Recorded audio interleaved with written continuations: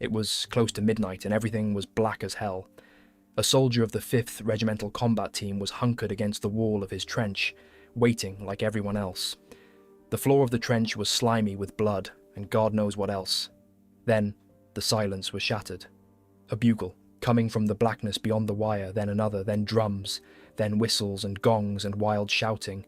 A noise that seemed to come from everywhere at once, from the left and the right and directly ahead, a cacophony designed not just to signal an attack, but to drive the men waiting in the dark to the edge of what the human mind can absorb before it breaks. The soldier described it later as the sound of hell opening.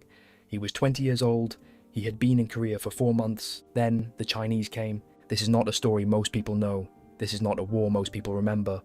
It sits in the gap between the war that defined a generation and the war that tore a country apart, squashed between the end of World War II and the beginning of Vietnam, too recent for the history books when it started and too quickly forgotten when it ended.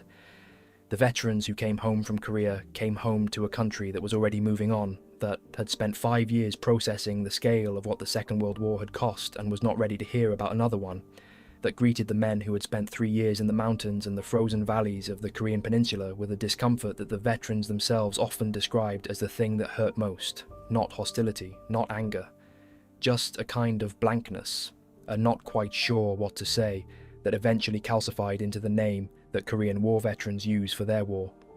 The Forgotten War. 36,940 Americans dead. More than 2.5 million Korean civilians killed.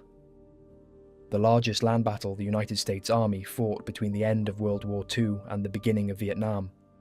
Fought in heat that reached 110 degrees Fahrenheit in summer and cold that dropped to -35 in winter. Fought in mountains whose terrain made Normandy look like a training ground. Fought in trenches, in dugouts, in rice paddies, across frozen reservoirs, through streets of cities that changed hands so many times. The rubble became the landscape. Fought by men who were 20 years old and who came home to nothing, to no parade and no monument, and no national acknowledgement that what they had been through was worth the country's attention. This is the Korean War, and it was worse than you think. Korea in June 1950 was a country that had been divided for 5 years since the end of World War II, when the United States and the Soviet Union had agreed to split the peninsula along the 38th parallel as a temporary administrative arrangement. North of the line, the Democratic People's Republic of Korea, backed by the Soviet Union, led by Kim Il-sung, who had served with the Soviet Red Army and had spent the years since 1945 building a North Korean People's Army equipped with Soviet tanks, Soviet artillery, and Soviet doctrine.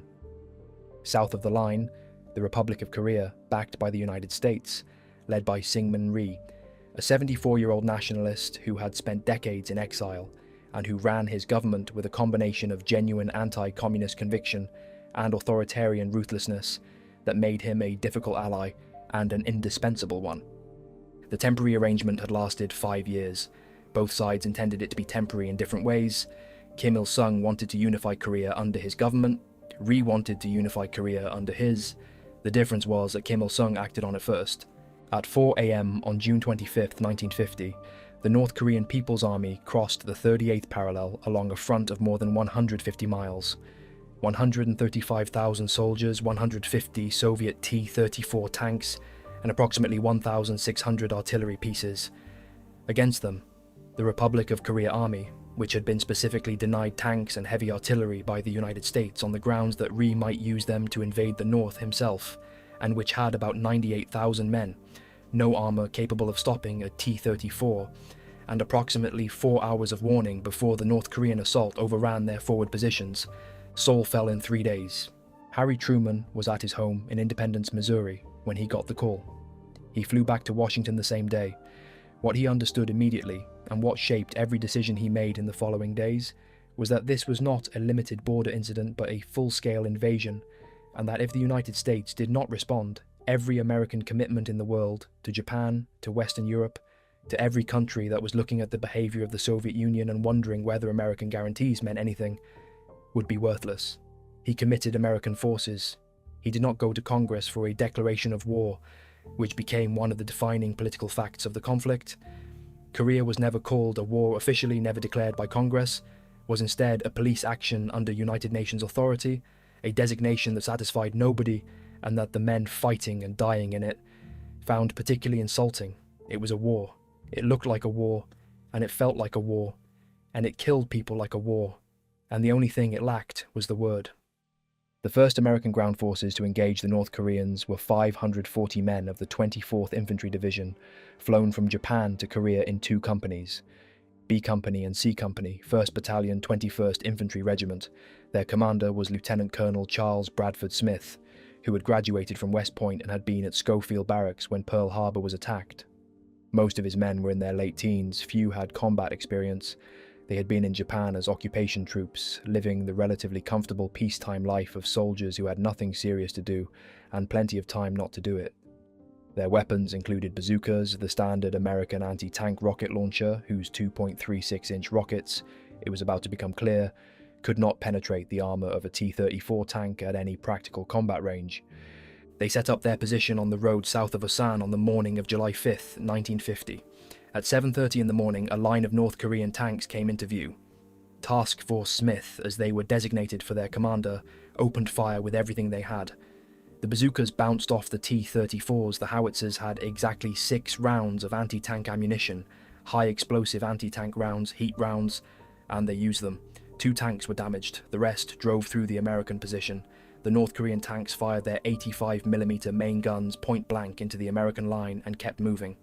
An hour later, a column 6 miles long appeared behind the tanks. 5,000 North Korean infantry, 2 more regiments, following the armor south.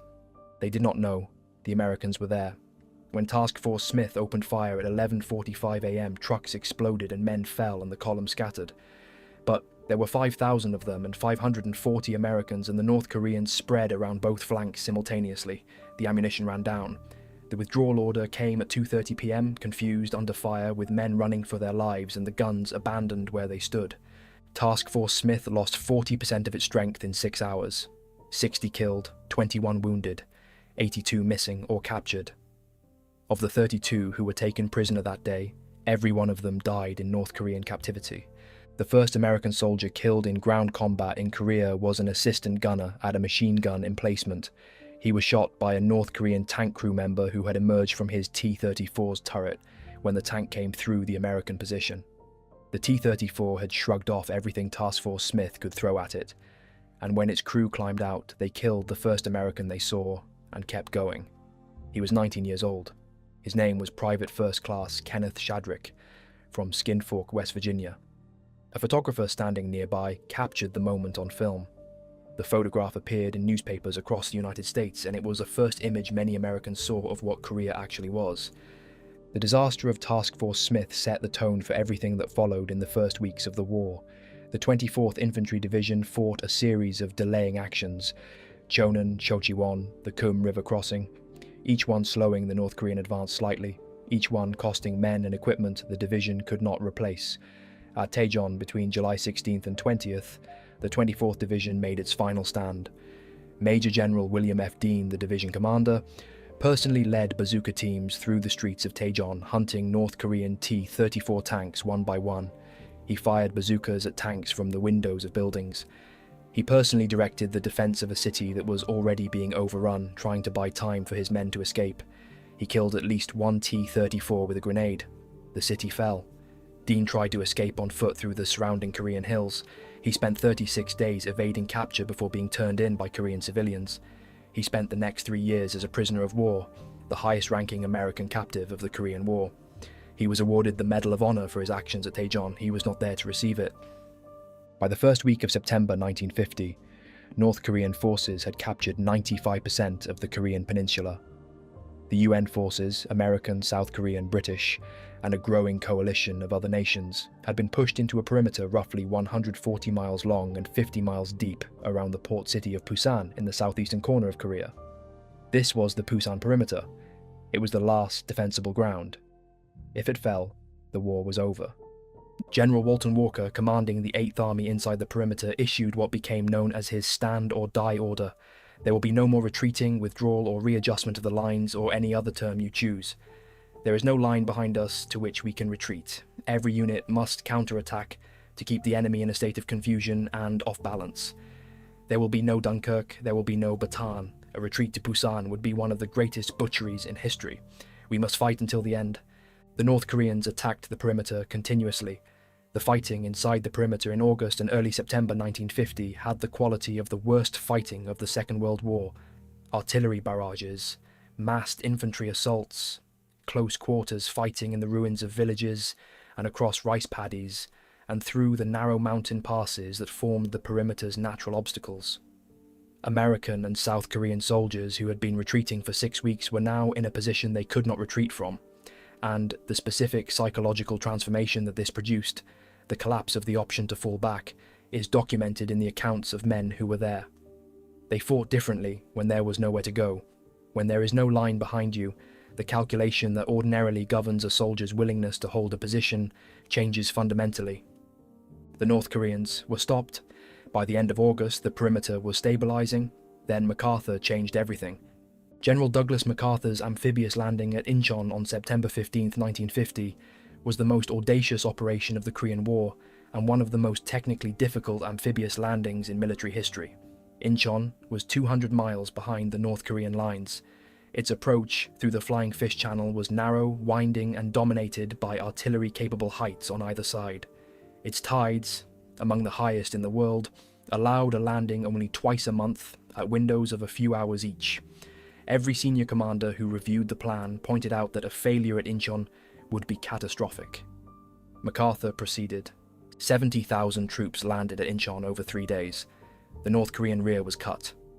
The supply lines that had sustained the forces besieging Busan were severed.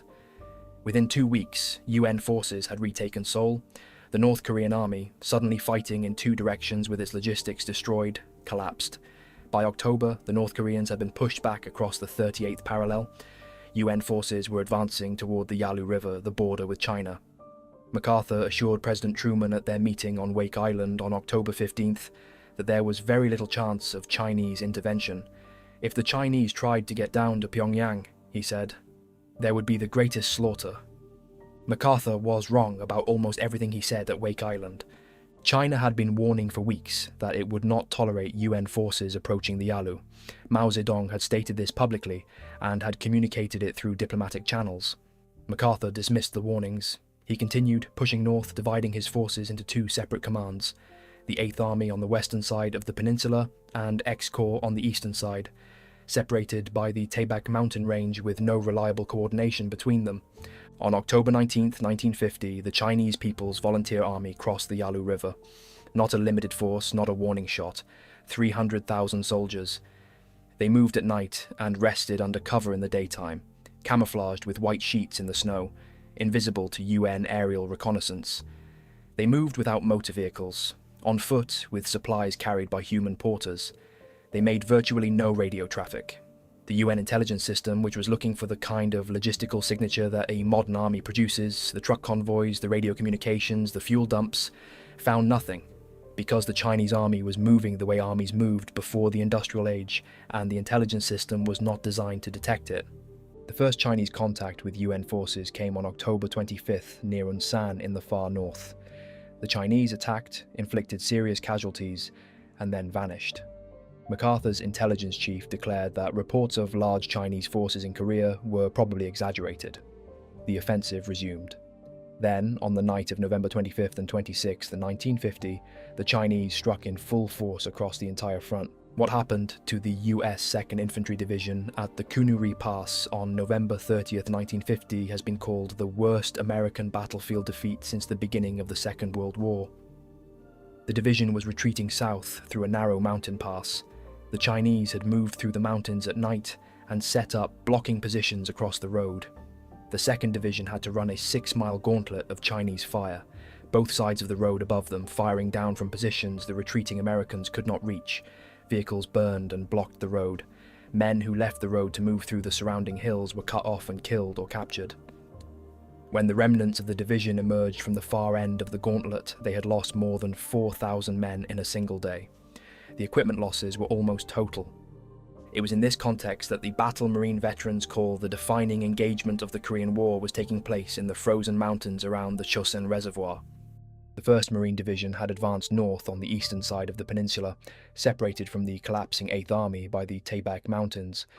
By late November, they were strung out along a 78-mile road from the port of Hungnam to the reservoir, in temperatures already below -20 degrees Fahrenheit and dropping. On the night of November 27, 1950, 12 Chinese divisions, approximately 120,000 soldiers from the 9th Army Group, the elite of the Chinese forces in Korea, attacked simultaneously across the entire length of the Marine Column. The temperature the night the Chinese attacked was -35 degrees Fahrenheit. At those temperatures, the human body fails in ways that add a specific dimension of horror to what was already a tactical nightmare. The bolt of an M1 Garand rifle would not cycle if the lubricating oil had frozen, which it did. Marines had to fire their weapons dry. Morphine syringes froze solid. Medics kept them inside their clothing against their skin. Blood plasma froze in the bottles and could not be administered.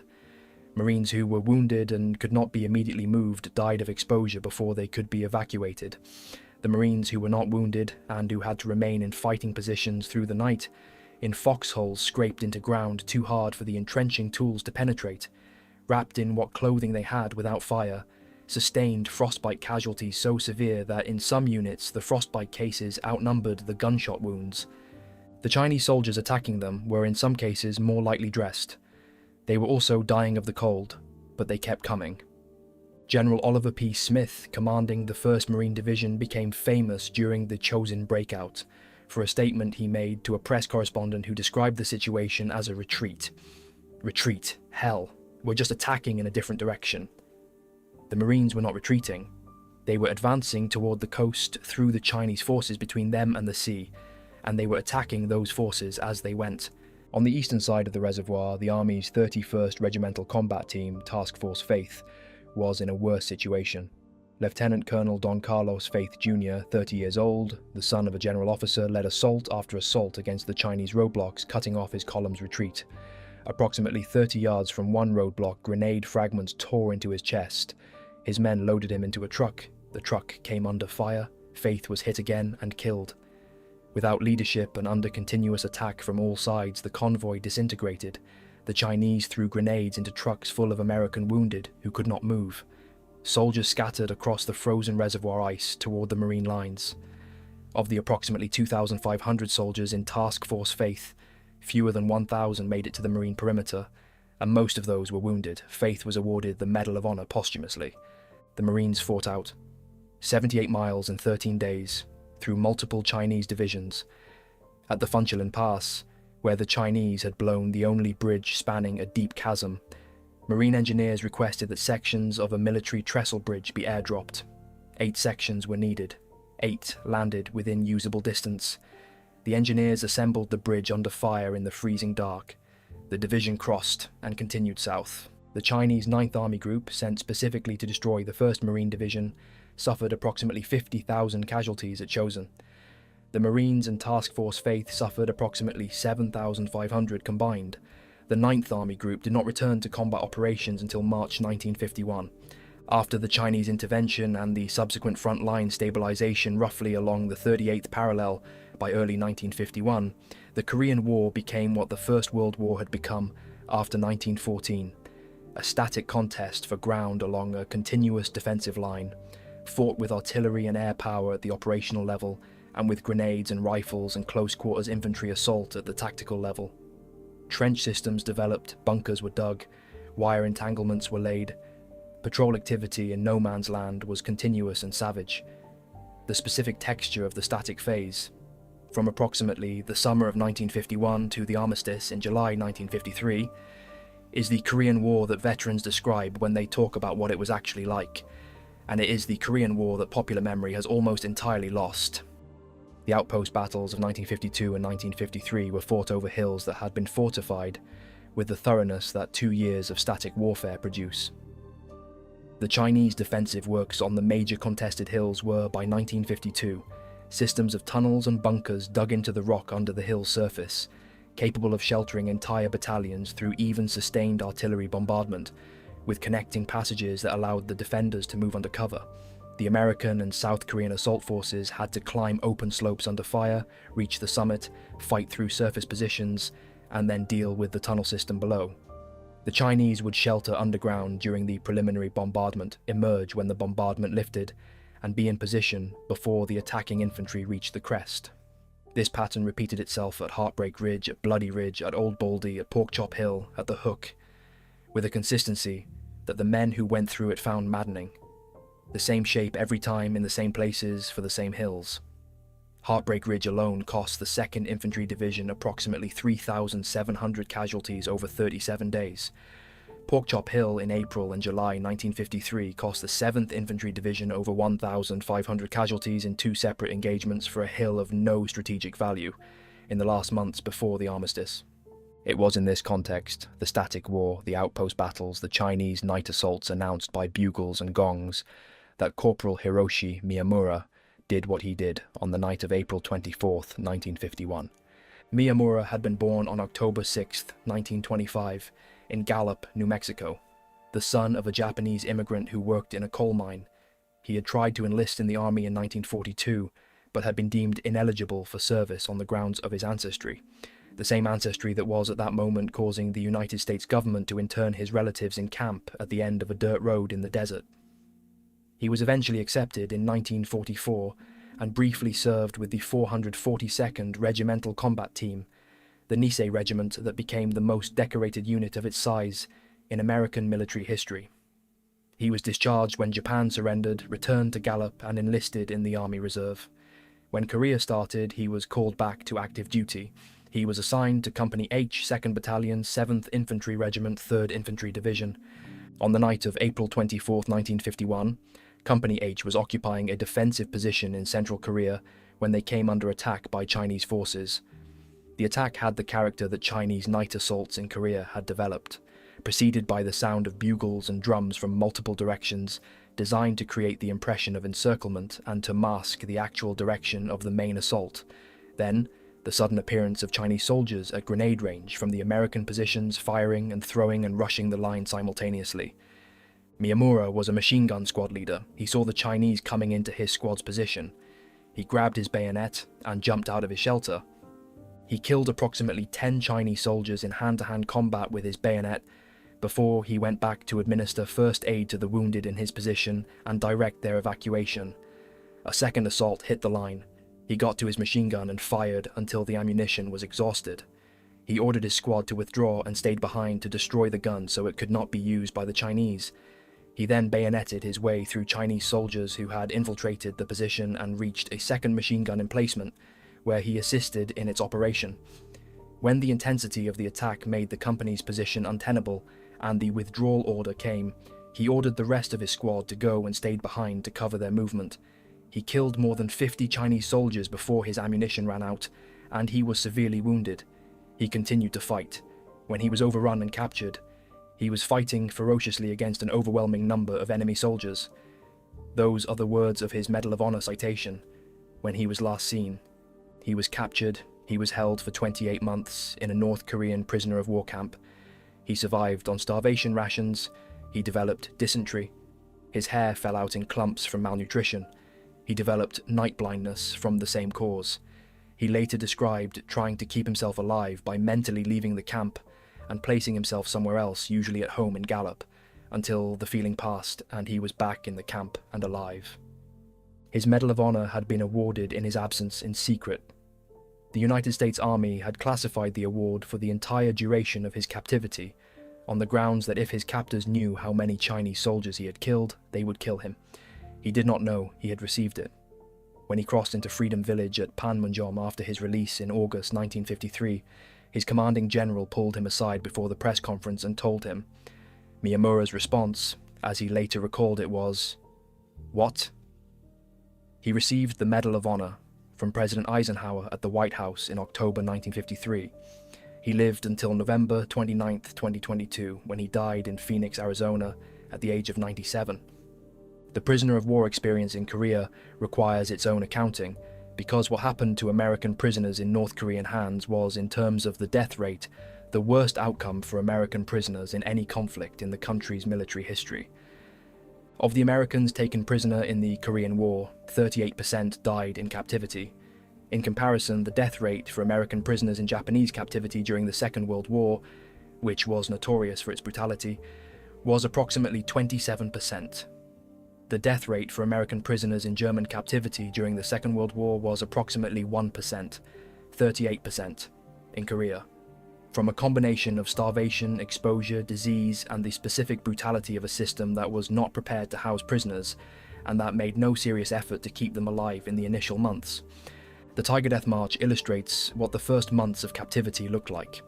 In October 1950, as UN forces that had broken out of Busan were advancing north and threatening to overrun the North Korean prisoner of war camps near Pyongyang, more than 800 American and other UN prisoners were evacuated northward on foot. The march was 100 miles through difficult mountain terrain in worsening autumn weather. The North Korean colonel in charge called the Tiger by the prisoners who shot men who could not keep up. Guards confiscated the prisoners' boots and left them to march in their socks. Men who collapsed were left where they fell or shot. Those who made it to the Yalu River camps arrived without adequate food, clothing, shelter, or medical care. Of the 800-plus men who began the Tiger Death March, 262 returned alive after the armistice. One survivor, Private First Class Wayne Johnson, spent his captivity secretly compiling a list. He recorded the names of 496 fellow prisoners who died during their captivity, writing them down in whatever way he could, hiding the list from his captors. When he was released, he turned the list over to the Department of Defense. It became one of the primary records used to establish or confirm the fate of men who did not come home. Salvatore Conte was held in a wooden box. The dimensions of the box were 3.5 feet high, 2 feet wide, and 5 feet long. He was placed in it approximately 22 hours a day for 8 months. He survived by mentally leaving the box and going somewhere else. He and Wayne Johnson used the same technique, teleportation, placing the mind somewhere the body could not go. The specific psychological method that prisoners in conditions of extreme confinement develop independently, without knowing that other prisoners in other conflicts have developed the same method, tells you something about the human mind and what it will do to stay alive when the alternative is letting the situation be everything that it is. Before we get to the armistice, there is one more specific thing that needs to be said about the Chinese night assaults, because the accounts of the men who survived them describe an experience that is almost impossible to convey accurately in the language that military history normally uses. The Chinese tactical approach in Korea was not the disorganized mass charge that the phrase human wave implies, and that American media at the time consistently described. It was infiltration. Small teams, moving silently through darkness in terrain the UN forces had not fully mapped, reaching positions within grenade range of American and South Korean lines before the assault began. The bugles and the gongs and the drums were not primitive. They were coordinated signals in a communication system that did not depend on radio and therefore could not be jammed or intercepted. They were also, and this is the thing that the veterans describe most consistently, terrifying. The sound of drums and bugles and screaming in multiple directions simultaneously in darkness at 2 a.m. was designed to produce a specific psychological response in the men waiting in their positions. It produced it. Veterans from across the UN coalition described it as the thing that stayed with them. Not the fighting itself, but the waiting, in the dark, for the sound. The Chinese soldiers who came forward in these attacks sometimes had nothing but grenades. The People's Volunteer Army in Korea was not, in 1950 and early 1951, a fully equipped modern army. It had no effective air force, it had limited artillery, its soldiers often had no individual firearms. They carried grenades and planned to pick up weapons from the dead. The theory of man over weapons, as Mao Tse-tung articulated it, was not abstract doctrine for these men, it was operational reality. They attacked positions defended by soldiers with M1 rifles, BARs, machine guns, mortars and artillery support, carrying grenades and sometimes bayonets, in the expectation that if they could get close enough, fast enough, in sufficient numbers, the weapons would stop mattering and it would come down to who was willing to keep going. Often enough, they were right. The armistice was signed on July 27, 1953. It ended the fighting. It did not end the war. There was no peace treaty, only an armistice, a ceasefire agreement that stopped the shooting and established a demilitarized zone along roughly the same line as the 38th parallel, the line that had been there before the war started. The two Koreas, after 3 years and approximately 1 million military deaths and somewhere between 1.5 and 3 million civilian deaths, were approximately where they had started. The border was in roughly the same place, the governments were in roughly the same places, North Korea was still North Korea and South Korea was still South Korea, and The peninsula was still divided, and the specific conditions that had produced the war in June 1950 were still present, minus the military capacity of both sides to do anything about them. 36,940 Americans had died to achieve this outcome. More than 400,000 South Korean soldiers, somewhere between 300,000 and 900,000 Chinese soldiers, depending on which estimates you believe. Somewhere between 300,000 and 520,000 North Korean soldiers, between 1.5 and 3 million Korean civilians. And the result was a stalemate, a line in the Korean hills that still exists, that is still guarded, that is still the most heavily fortified border in the world, where North Korea remains North Korea, and the war that started in June 1950 has technically never ended. The men who came home from Korea came home to a country that had already started to move on. The armistice came in July 1953. The Korean War Veterans Memorial in Washington was not dedicated until 1995, 42 years. The men who had been 20 years old at Chosin were in their 60s before their country built them a monument. Many of them were dead before it opened. The memorial is there now, on the Mall in Washington, the statues of soldiers moving through granite representation of the Korean terrain, with the faces of people who know exactly where they are and what is waiting for them. The inscription reads, "Our nation honours her sons and daughters who answered the call to defend a country they never knew, and a people they never met." This is true, and it is insufficient, and it is what the Forgotten War got. 36,940 Americans, more than 2.5 million Koreans, an armistice that stopped the shooting and settled nothing, a memorial that came 42 years late, a generation of veterans who came home to a country that did not have the capacity to receive what they had been through, and who spent the rest of their lives not talking about it, or talking about it only to each other, or not talking about it at all, because no one who had not been there could understand what being there had meant. The soldier hunkered against the wall of the trench at midnight, with the floor slick with blood and the bugle starting somewhere in the black beyond the wire, was 20 years old. He had never heard of Korea before the summer of 1950. He came home. He didn't talk about it. He is gone now. They are almost all gone now. The men who were 20 at the Chosin Reservoir, who were 19 at the Busan perimeter, who were 22 in the outpost battles on the hills that had names like Heartbreak and Bloody and Porkchop. Gone. And the war they fought is still called the Forgotten War, still sits in the gap between the war that defined a generation and the war that tore a country apart, still waits for the attention it deserves, and it deserves it, all of it.